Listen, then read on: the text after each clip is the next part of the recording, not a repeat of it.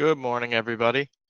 My name's Jesse Burke, a senior analyst with WAPAC Labs, and today's threat brief contains information gathered from open source and WAPAC Labs collections over the last week. On the agenda for today, we have remote desktop protocol, man-in-the-middle attacks, open source and social media reporting, 7 days of trending, which consists of the latest APT activities, botnet activities, cloud security, blacklists, and year-to-date keylogger activities. First up is Windows RDP, man-in-the-middle attacks, and a Windows remote desktop protocol man-in-the-middle attack occurs when an attacker has positioned themselves on the same subnet as the intended victim. And WAPAC analysts examined 3 popular RDP man-in-the-middle attacks, Cain Enable, Ceph, which is a Python script, and CVE 2018-0886, which was also a proof of concept Python script,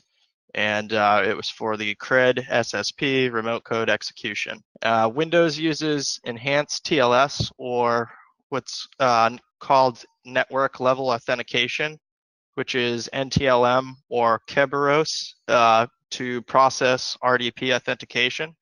And Cain Enable can defeat enhanced TLS, and it can man-in-the-middle sessions doing ARP spoofing, but it cannot defeat network level authentication. But as a side note, though, Cain Enable is a major novice tool. It's for Windows and comes with a graphical user interface allowing novice level users to perform these kind of attacks. But more advanced users that are capable of running Python scripts have the ability to use Ceph, which is able to downgrade network level authentication to enhanced TLS and man-in-the-middle RDP.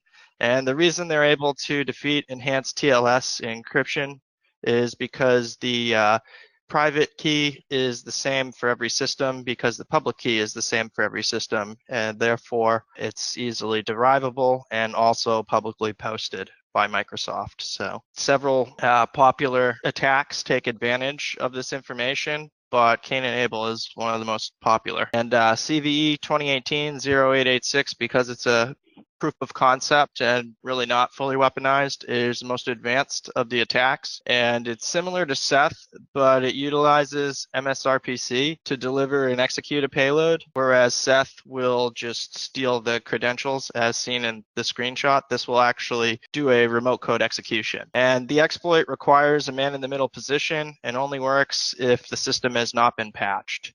Windows Home users must manually patch for CRED SSP. So in open source, for the last 7 days, we see a change in threat actors topping the list. We have Hezbollah back in first place, Injector Team in second place, followed by APT28, which is also Fancy Bear, in third place. APT27, Emissary Panda, which is also threat group 3390, followed by Anonymous Venezuela, our new trending group. And for targeted industries this week, we have finance, software, information technology, and publishing. And for malware, we have Upitar, which is generally a pretty generic detection, and it's likely why it's number 1. Then we have a tool called Private Keeper, which is a Russian cracked or leaked hacker tool. It's pretty popular in the underground right now, but the GUI is in Russian, not in English. So I don't know how popular it'll end up being. There's also CoinOut, Qbot, which is a pretty generic detection as well for leaked source code variants, and Dark IRC, which is also likely a generic detection for IRC-based backdoors.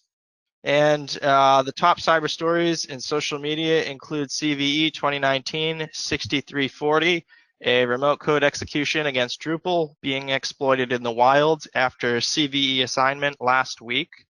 And CoinHive is scheduled to discontinue service March 8th, 2019. This won't have as great of an impact as people think because you can still run the JavaScript CryptoNight-based Monero miner that CoinHive uses and run what's called a CoinHive proxy, where basically you're tricking the service, or not the service, but the miner into connecting to your server, which is running its own mining pool that's similar to CoinHive's backend, but isn't CoinHive's backend. And there's a Chrome PDF 0-day able to extract users' metadata if Chrome is used to view maliciously crafted PDFs. There's no scheduled fix for this until April, which is kind of scary. And Talos has issued warnings of increased attacks against Elasticsearch 1.4.2 and older clusters with CVE 2014 3120 and CVE 2015 1427 to drop cryptocurrency miners. I documented both of these exploits being exploited by Chinese botnets to do the same thing in 2015. That's why we have the screenshot of the Jive Archive post there. Thunderclap vulnerability against USB-C and Mac Thunderbolts, allowing for the install of malicious payloads is another interesting piece of news. And finally, US Cyber Command blocked internet access for a Russian troll farm while they were attempting to interfere with the 2018 midterm. Last week, we recorded over 100,000 high confidence indicators. We also observed 17,808 malicious emails from VirusTotal. The high confidence collections included our threat recon, keylogger, and sinkhole traffic collections.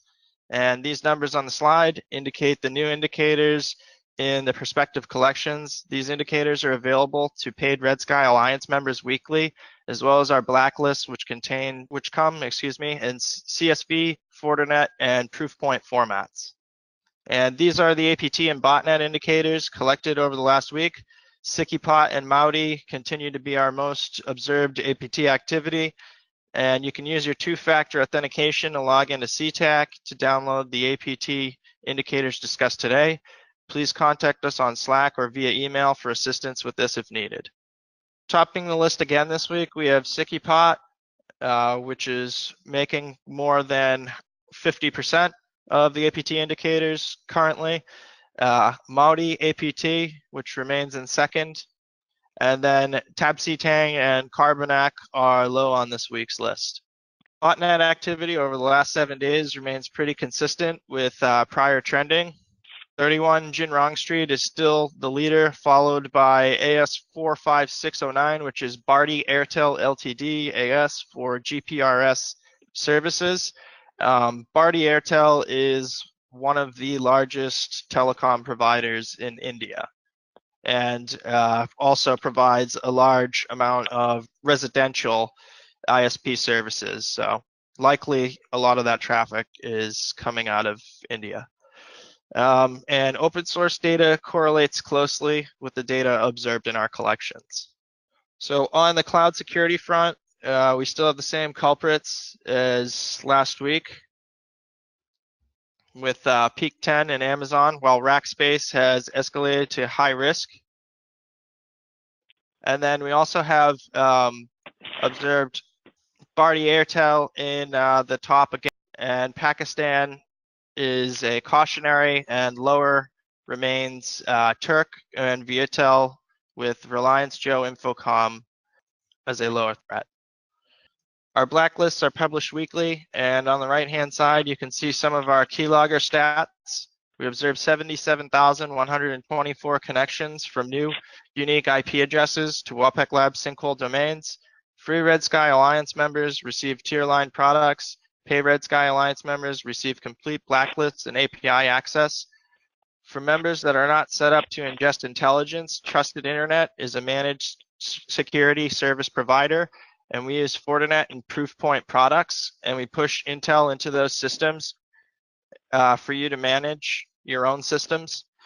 Please let me know if you have any questions. Thank you for joining us today. We appreciate your time.